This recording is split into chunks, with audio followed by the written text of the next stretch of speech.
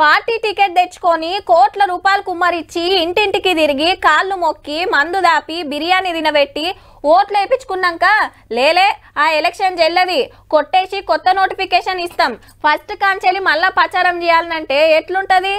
ఆవు మళ్ళా లీడర్లకు పదవులు ఇచ్చే నోటిఫికేషన్ల కాడ అస్సలు తప్పులు కానియరు. టైం అంటే టైమే. 5 ఏళ్ల కోపారి నోటిఫికేషన్ గ్యారంటీ, పదవులు గ్యారంటీ. కానీ వాళ్ళను ఓట్లేసి గెలిపించే నిరుద్యోగులు మాత్రం ఏండ్లకెళ్ళి కొలువుల నోటిఫికేషన్ల కోసం వెయిటింగ్ చేయాలి. ఇన్నేళ్ళు ఇట్లా నడిచింది కాబట్టే కొత్త వాళ్ళని తెచ్చుకున్నారు. మరి ఏమైందో అరుచుకుందాం పాండ్రి.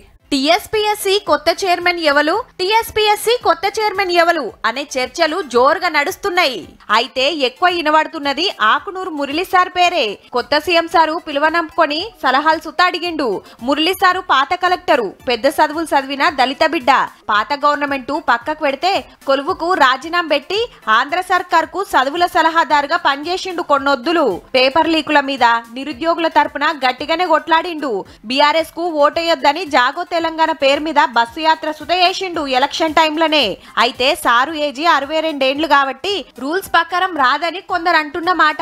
ఇక అందరు కోరుకున్నట్టే టీఎస్పీఎస్సీ చైర్మన్, బోర్డు మెంబర్లు రాజీనామా చేసినందుకు నిరుద్యోగులైతే సంబరపడుతున్నారు.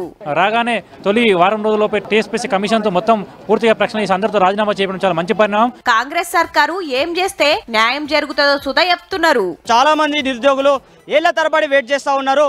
ఇక్కడ కూడా పరీక్షలలో జాప్యం జరగవద్దు, ఎట్ ద సేమ్ టైం అవకతవకలకు కూడా అవకాశం ఉండదు. మా పార్టీని గెలిపిస్తే 10 గిన్ని జాబులు ఇస్తామని ముందే సాటింపేసిండ్రు కాబట్టి అవన్నీ దబ్బున అమలు చేయాలనేది మనోళ్ళ డిమాండ్. ఫస్ట్ కంచి ఉద్యోగుల కోసం కొట్లాడుతున్న కోదండరాం సారు ఎలక్షన్ లా కాంగ్రెస్ కు సపోర్ట్ చేసిండు కాబట్టి కొలువులు ఇప్పించే జిమ్మేదారీ సార్ మీద కూడా ఉన్నది. న్యాయంగానే పరీక్షలు జరిపినరు అనే నమ్మకం పిల్లల్లో కలగాలి. ఆ నమ్మకం కలిగినప్పుడు అప్పుడు ఎవరికైనా ఉద్యోగం పొందినందుకు సంతోషం ఉంటుంది. రాకపోతే కూడా నా ప్రిపరేషన్ చాలా లేదు అని కూడా అర్థం చేసుకోగలుగుతారు. ఈ సర్కార్ల పరీక్షలు పక్కా పెట్టాలి, పేపర్లు లీక్ కావద్దు, వాయిదాలు పడొద్దు, నిరుద్యోగులకు న్యాయం జరగాలని కోరుకుందాం.